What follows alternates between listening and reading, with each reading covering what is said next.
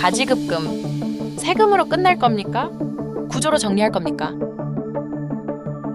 실장님, 1편에서 가지급금의 위험, 2편에서 상여처리 세금 폭탄, 3편에서 급여, 배당도 답이 아니라 하셨잖아요.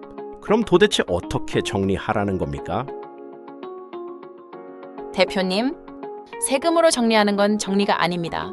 그건 그냥 손실 확정이입니다. 가지급금은 세금 문제가 아니라 지배구조와 자본구조 문제입니다. 자본구조요? 이게 회사 돈 빌려 쓴 문제 아닌가요? 맞습니다. 하지만 세법으로만 보면 답이 없습니다. 이걸 주식 구조로 봐야 합니다. 대표님이 가진 지분, 배우자 지분, 그리고 회사의 자사주 활용. 예를 들어 보겠습니다. 대표님 회사 가치가 보충적 평가 기준으로 100억, 대표님 지분 70%, 배우자 30%, 가지급금 10억이 남아 있습니다. 여기서 세금으로 해결하면 상여 처리의 경우 소득세 수억권의 건강보험료 폭증, 지분은 그대로 회사 체력 약화만 가져옵니다. 하지만 구조로 접근하면 완전히 다른 길이 열립니다. 구조라면 자사주 이야기입니까? 실장님, 이제 알겠습니다. 자사주로 가지급금 정리하면 되는 거죠? 대표님, 그 말이 제일 위험합니다. 자사주가 문제가 아니라 어떻게 생각하고 접근하느냐가 문제입니다. 오늘은 대표님들이 가장 많이 오해하는 세 가지를 말씀드리겠습니다. 잘못된 접근 첫 번째 착각으로 자사주 취득 대금은 우리가 원하는 대로 조정할 수 있다라고 많이들 이렇게 생각합니다. 자기 주식 취득 대금은 그 주식을 판 주주의 것입니다. 그 돈은 회사 마음대로 쓰는 돈이 아닙니다. 그걸 다른 사람 채무와 연결하려는 순간 논리가 무너집니다. 그럼 상계 같은 건? 상계는 동일 당사자 간 채권 채무가 있어야 합니다. 채권자와 채무자가 다르면 성립 자체가 안 됩니다. 여기서부터 실질과세 이슈가 시작됩니다. 잘못된 접근에서 두 번째 착각으로 자사주를 하면 세금이 사라진다. 세금은 형태만 바뀔 뿐 사라지지 않습니다. 구조를 잘못 설계하면 의제배당, 양도소득, 증여 이슈, 부당행위 계산 부인, 형태만 달라져서 돌아옵니다. 그럼 왜 다들 쉽게 말하지요? 신고는 간단할 수 있습니다. 하지만 조사 단계에서는 왜 이런 구조를 만들었지를 봅니다. 목적이 명확하지 않으면 결과가 달라집니다. 대표님, 중요한 건 형식과 실질이 일치해야 한다는 것입니다. 형식은 갖추어져 있어도 실질과 부합하지 않으면 항상 문제가 터집니다. 잘못된 접근 세 번째 착각으로 다른 회사도 했으니 우리도 하면 된다. 회사마다 이익인격음, 부채 비율, 지배구조, 승계계획, 과거 배당 이력 전부 다릅니다. 같은 자사주라도 전제 조건이 다르면 결과는 완전히 다릅니다. 그럼 자사주는 하지 말라는 겁니까? 아닙니다. 자사주는 강력한 구조 도구입니다. 잘 설계하면 가지급금 정리, 재무구조 개선, 지배력 안정, 승계 준비 등을 동시에 가능합니다. 현장에서 제가 보는 경우는 크게 세 가지입니다.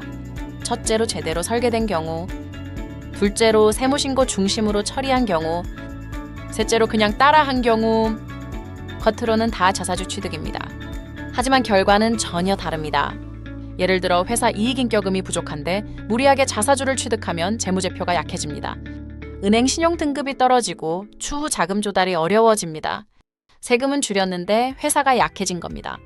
또 어떤 경우는 보충적 평가가 맞는지, 시장가치 접근이 필요한지, 배당 정책과 충돌하지 않는지 이걸 검토하지 않으면 나중에 부당 행위 계산 부인 이슈가 생깁니다.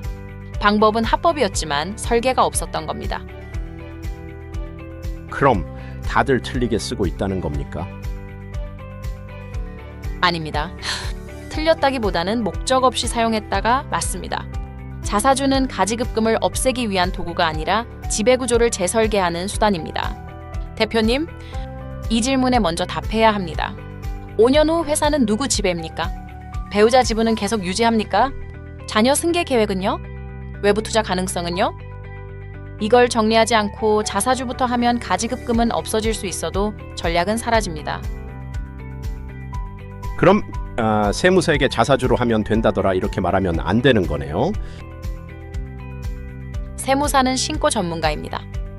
하지만 구조는 재무, 세무, 지배구조, 상법, 등기법률을 함께 봐야 합니다. 중요한 것은 세무는 기본이 되고 설계는 전략이 합니다. 그 차이가 회사의 10년을 바꿉니다. 저는 자사주를 반대하지 않습니다.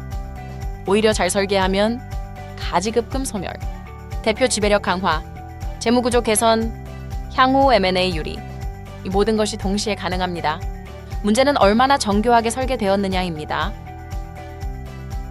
그러니까 방법을 아는 것과 구조를 설계하는 건 다른 차원이군요.